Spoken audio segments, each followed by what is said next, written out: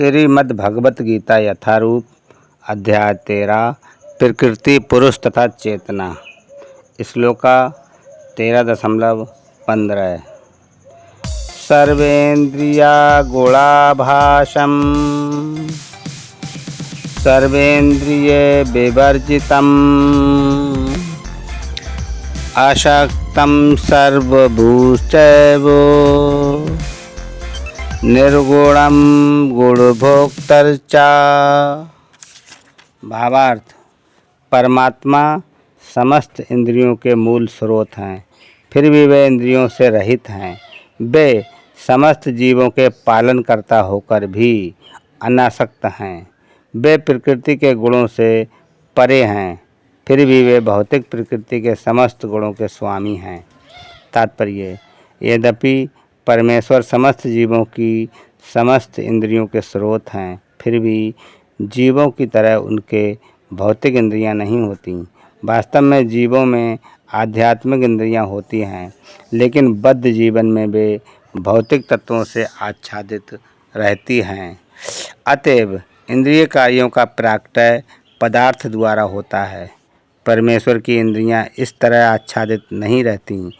उनकी इंद्रियां दिव्य होती हैं, अतएव निर्गुण कहलाती हैं। गुण का अर्थ है भौतिक गुण, लेकिन उनकी इंद्रियां भौतिक आवरण से रहित होती हैं। ये समझ लेना चाहिए कि उनकी इंद्रियां हमारी इंद्रियों जैसी नहीं होती। यद्यपि वे हमारे समस्त इंद्रिय कार्यों के स्रोत हैं, लेकिन उनकी इंद्रियां दिव्य होती हैं, जो कलमश रहित होती हैं।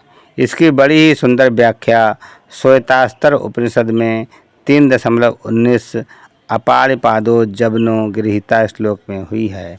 भगवान के हाथ भौतिक कलमशों से ग्रस्त नहीं होते, अतएव उन्हें जो कुछ अर्पित किया जाता है उसे वे अपने हाथों से ग्रहण करते हैं। बद्ध जीव तथा परमात्मा में यही अंतर है। उनके भौतिक नेत्र नहीं होते, फिर भी उनके नेत्र होते हैं, अन्यथा वे कैसे देख सकते? वे सब कुछ देखते हैं, भूत, वर्तमान तथा भविष्य। वे जीवों के हृदय में वास करते हैं और वे जानते हैं कि भूतकाल में हमने क्या किया, अब क्या कर रहे हैं और भविष्य में क्या होने वाला है। इसकी पुष्टि भगवत गीता में हुई है। वे सब कुछ जानते हैं, किंतु उन्हें कोई नहीं जानता।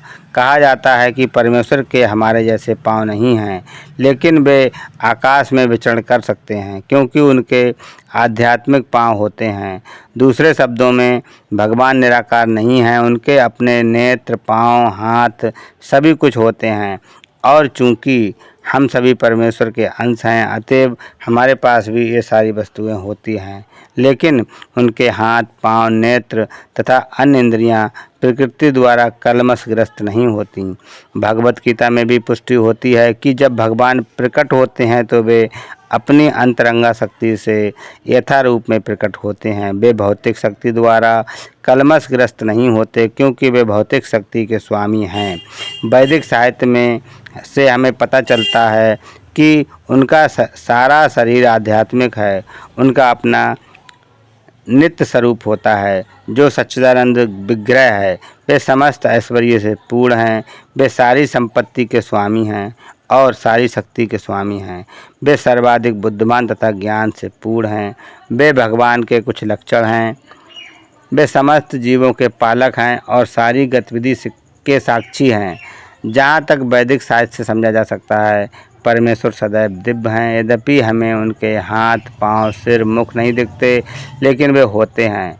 और जब हम दिव्य पद तक ऊपर उठ जाते हैं तो हमें भगवान के स्वरूप के दर्शन होते हैं। कलमशग्रस्त इंद्रियों के कारण हम उनके स्वरूप को देख नहीं पाते। अतएव निर्विशेषवादी भगवान को नहीं समझ सकते, क्योंकि वे भौतिक दृष्टि से प्रभावित होते हैं। हरे कृष्णा।